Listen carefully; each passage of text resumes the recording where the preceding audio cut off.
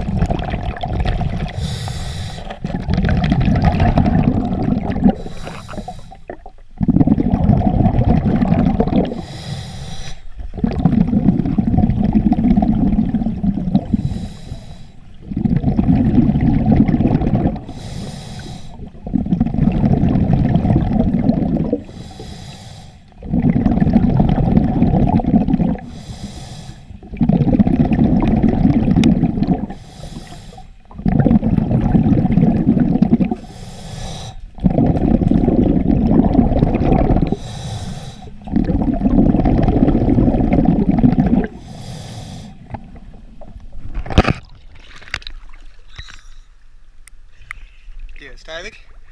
Thank you very much.